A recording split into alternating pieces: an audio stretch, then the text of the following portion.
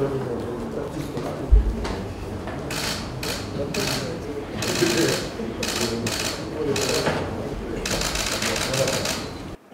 야당과 함께 민생을 위해 일하는 국회를 만들어 가겠습니다.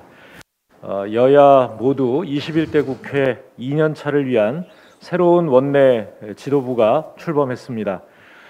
국민께서 기대하시는 일하는 국회, 또 민생 현안 해결에 유능한 국회를 만들어야 할 과제가 여야 지도부에게 부여됐다, 이렇게 할 수 있습니다. 더불어민주당은 집권 여당으로서 국민의 삶에 무한 책임을 진다는 각오로 임하겠습니다. 하지만 국회 운영의 동반자인 야당의 생산적 대안 제시와 협력이 필요 불가결합니다. 오늘 국민의힘 김기현 원내대표님과 정의당의 신임 원내대표님을 만나 허심탄회하게 국회 운영 방향을 논의하겠습니다. 김기현 원내대표님과 또 정의당의 신임 원내대표님 두 분 모두 민생을 최우선에 국회를 운영해 주실 것을 기대합니다. 5월 국회는 국민을 위해 일하는 국회를 위한 증명의 시간이 되어야 합니다. 오늘부터 열리는 5월 국회에는 4월 국회에서 처리하지 못한 민생 법안들이 대기하고 있습니다. 특히 부동산 관련 법과 손실보상법 등은 국민의 삶과 직결되어 있는 법안입니다. 국회가 신속하게 논의하는 것만큼이나 책임 있게 해법을 찾아가겠습니다. 일본 정부의 후쿠시마 오염수 방출 결정에 대한 우리 국회의 규탄 및 철회 촉구 결의안도 국민의 안전을 지키기 위한 일인 만큼 늦출 수 없는 사안입니다. 이외에도 각 상임위에 계류 중인 입법 과제들을 면밀하게 논의해서 성과를 만들어 가겠습니다. 코로나를 지키고 코로나로부터 국민의 삶을 지키고 국민들을 위로하는 국회가 되도록 뜻을 모으겠습니다. 다만 한 가지 우려가 돼서 말씀드립니다. 김기현 원내대표께서 취임 후 계속하여 우리 당이 법사위원장을 맡고 있는 것에 대해서 불법 또는 작물 등의 이 유감스러운 표현을 쓰고 있습니다. 저는 그 과문해서 그런지 몰라도요, 대한민국 헌법과 법률에 더불어민주당 174석을 가진 그 정당이 법사위원장을 가지고 일을 하는 것이 불법인 근거를 찾지 못했습니다. 국회법에는 제41조 4항 상임위원장의 임기는 2년으로 한다, 이렇게 정해져 있고요. 같은 조 5항에는 상임위원장은 본회의의 동의를 받아 그 직을 사임할 수 있다, 이렇게 되어 있습니다. 그리고 헌법 제46조 2항은 국회의원은 국가의 이익을 우선하여 양심에 따라 직무를 행한다, 이렇게 되어 있습니다. 어떠한 법에도 국회의원이 교섭단체 대표의원의 이 지시에 따라 상임위원장을 그만둘 수 있다는 조항을 찾을 수가 없습니다. 그럼에도 불구하고 이 상임위원장이 이미 다 선출되어 있는 마당에 여야 협상을 통해서 이 원 구성을 재협의하자, 재협상하자라고 이야기하는데 과연 그 어떤 이 협상이 가능한 것인지 이 의문이 듭니다. 더욱이 이와 같은 이 작년 상임위원장 선출 결과, 다시 말해서 국회 본회의에서 이 의결된 국회에서 가장 존중하여야 할 이 의사 결정의 결과를 불법, 작물 등으로 이 표현하는 데 대해서 저는 오늘 이 만나뵙게 되겠지만 김기현 원내대표께서 이 법적 근거를 제시해 주시면 고맙겠다, 이런 말씀을 드립니다. 오늘 5개 부처 장관 후보자에 대한 인사청문회가 열립니다. 후보자의 자질과 역량, 정책 비전을 철저히 검증해서 청문회다운 청문회로 진행될 수 있도록 우리 당은 최선을 다하겠습니다. 네, 우리 백신 수급에 대해서 말씀드리겠습니다. 우리나라의 백신 수급은 안정적이며 백신 접종도 속도를 내고 있습니다. 지난주 정부는 화이자 백신 4천만 회분을 추가 구매 계약했습니다. 이로써 우리나라는 3분기까지 1억 명분의 백신을 확보한 나라가 되었습니다.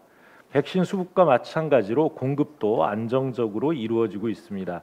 상반기 중에 국민 1,200만 명 이상의 백신 접종을 마칠 수 있을 예정입니다. 이제 이러한 계획에 따라서 원활하고 신속하게 접종률을 높여 나가는 것이 중요하다 이렇게 생각을 합니다. 아울러 우리 나라가 백신 생산국으로서 백신 생산력을 늘려나가는 것도 관건입니다. 우리 당의 백신 점검단은 정부와 백신 수급 또 공급 과정을 살피고 있습니다.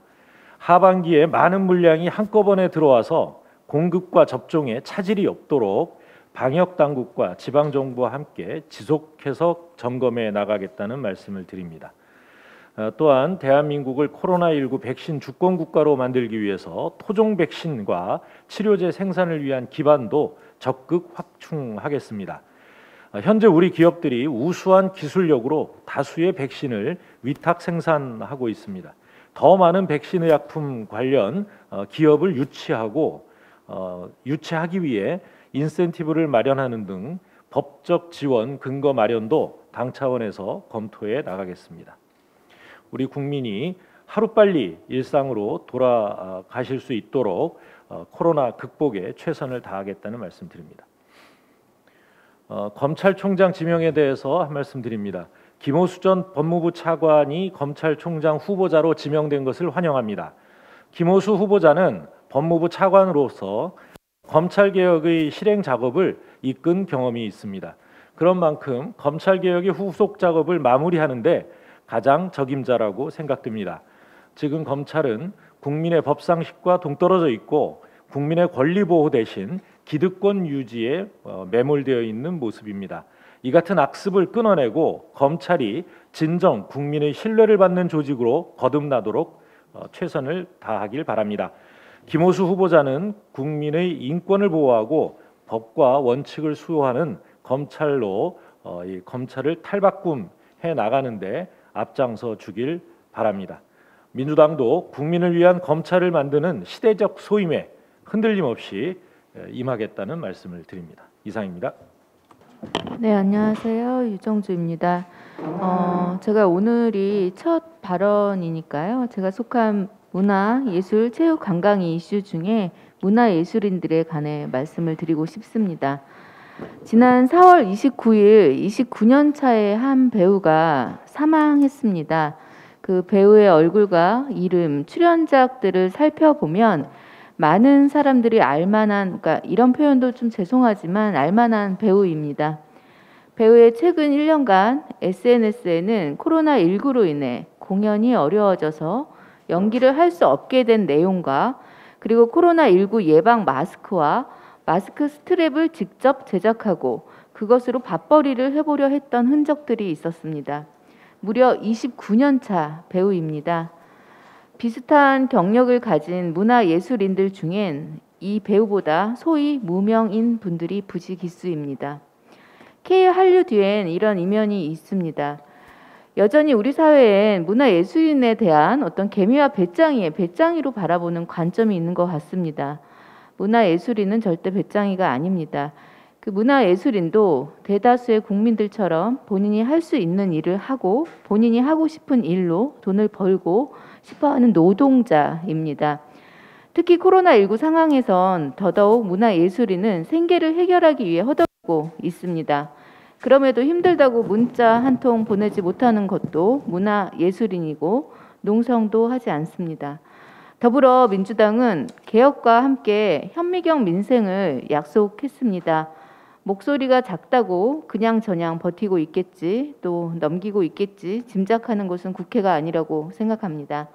찾아가고 듣고 그들에게 뭘 처방해야 할지 경청한 다음에 우리의 계획을 메시지화하고 지겨울 만큼 알려야 합니다. 그 소통이 멈췄다고 느끼게 해서는 안 된다는 게 제 생각입니다.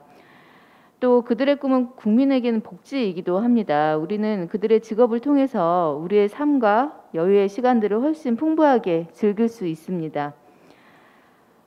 매번 K-팝이 효자 역할을 한다고 독려하면서도 그 K-팝의 역사를 아우르는 아카이빙관 하나를 별도로 건축하는 것에도 부처마다 의견이 갈립니다. 그러니까 예산만 생각을 하고 그것이 갖고 올 경제적 이익 내지는 의미, 자료의 구축, 자산에 대한 중요성을 인지하지 못하는 것이 현실이라는 것이 참 참담합니다.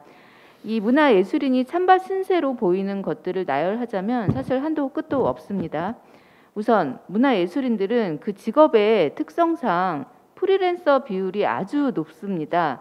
그 힘든 정도는 여느 국민들의 못지 않지만 소위 카테고리가 분명해서 그 코로나 보상 대책의 사각지대에 놓여 있습니다. 심지어 그들의 피해가 어느 정도인지 정확하게 파악도 되지 않았습니다. 서둘러서 전수조사를 해야 합니다. 정확한 피해 규모를 파악해야 대책을 세울 수 있습니다. 아픈 사람이 그 병원을 찾았는데 진단을 못해서 처방을 내리지 못하는 이 답답한 상황이 지속되고 있습니다. 이것부터 체계화될 수 있도록 정부에게 요청해야 합니다. 또 우리 당과 정부는 현장의 소리를 더 적극적으로 들어야 할 거고요. 더 늦기 전에 파악해야 한다고 생각합니다. 문화예술인들의 직업은 우리 국민에게 복지라고 말씀을 드렸습니다. 복지는 다른 말로는 위로라고 표현할 수 있을 겁니다. 지금 우리 문화예술인들에게 필요한 것은 보상, 대책과 더불어서 위로입니다. 그들에게 위로가 될 수 있도록 우리 당 정부가 가까이 더 소통할 수 있는 대책을 마련해야 하고요.